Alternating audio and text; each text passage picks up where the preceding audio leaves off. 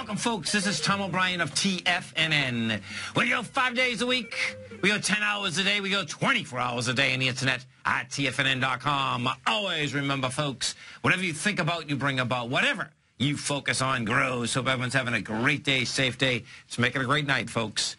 Market-wise, let's take a look at it out here. We have the Dow Industrials up 46, NASDAQ up 6, S&P's up 3.5, gold contract down $1.10, traded $1,144 an ounce.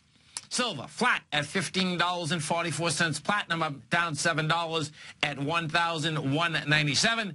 Copper flat at $3.01 a pound. Light sweet crude off 68 cents at $78 a barrel. Bonds, we have the 10-year down 7 ticks at 126.02. 30-year off 15 at 140.20. King dollar up 573 ticks at 88.14. And what's impressive here, folks, is that gold hasn't got smacked another 40 bucks down, with King dollar hitting the 88.14. We're going to get back to that. Those are the swing points that has been going after for quite a while. We'll get our head wrapped around that. Euro down 100 ticks at 123.86, and the yen is up 28 at 114.93. Our phone number is 877-927-6648. Give us a call, folks. Want to know what's going on in your world?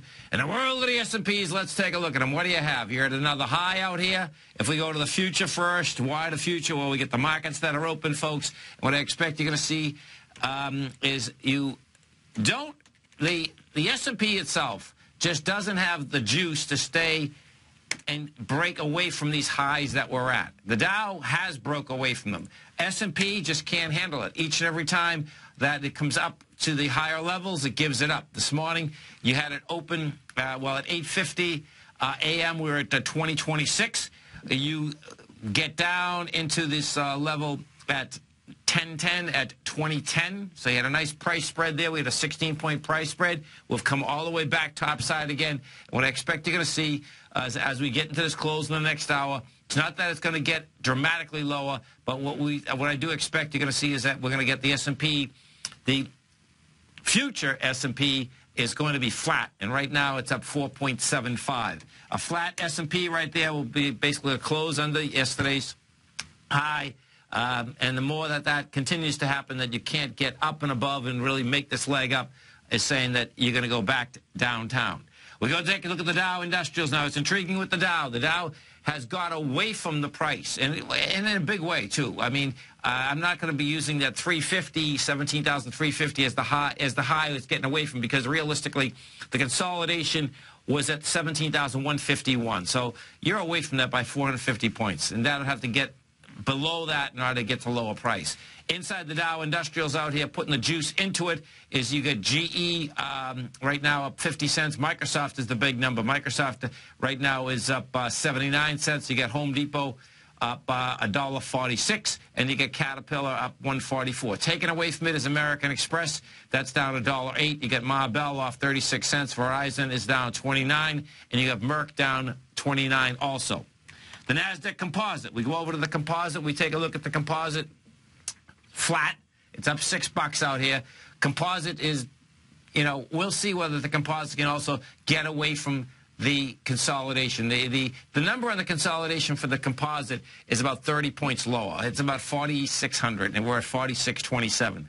The composite hasn't been able to get away from the highs that are generated out here. NDX 100, kind of the same deal. Right now, the Qs are up 0.75.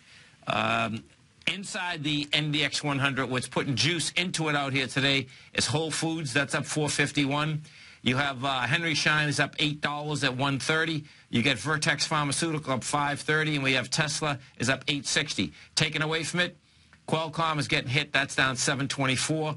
You get Vipul Communication off 52 cents in the Discovery.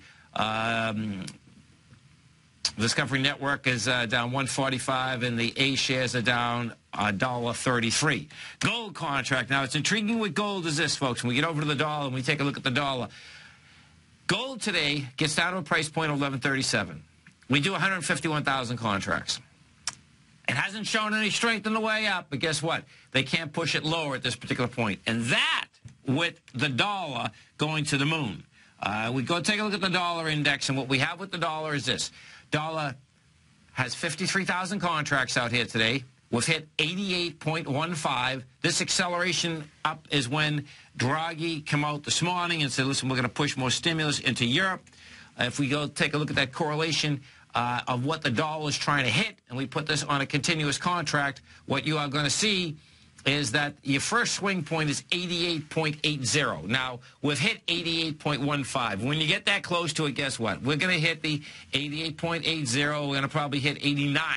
And how we hit that is going to tell us, are you just going to blow over those numbers? Now, that would be 100% move or move. You blow over these numbers, oh, baby, I'm telling you.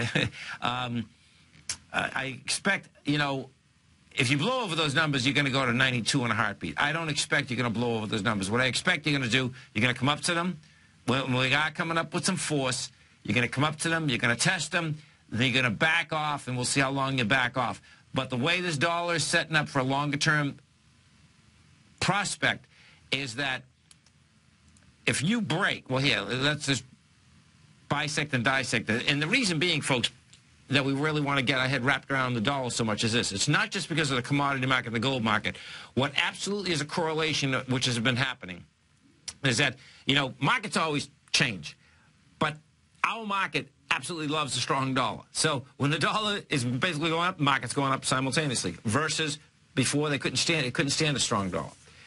That correlation is fast and furious. You saw that correlation today on the prior to the open at about 0800. Now, what was intriguing is that when that correlation was coming across, it was 0830 to be exact, our Eastern Standard Time, when Draghi came up with that, you saw the dollar go up, the euro go down, our S&Ps had been negative, they go up, and then immediately they all gave it up. So in that correlation, it's like, oh, okay, so is there going to be another dynamic change out here? Or, in fact, is that the last move on the dollar, meaning we're coming up close to those highs, then you're going to see a pullback. And currencies in themselves, folks, when we take a look at this move in the dollar has been going up right now for 7 months. It's a big move.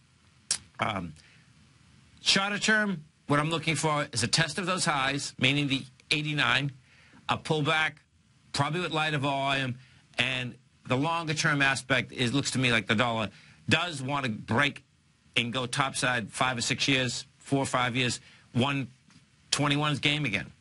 And how we break, see, this is what's going to be so cool about this. How we break the 89-71 area is going to tell us everything. You break that with conviction, and that means that, you know, and I do expect. So watch how this shakes out.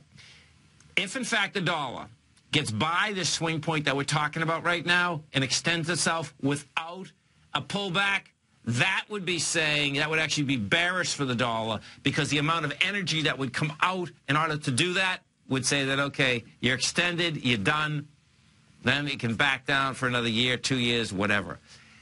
You come up to that level, you test that level with some good juice, then you back down for 4, 5, 6 months with lighter volume. That's when you have the shot to make it.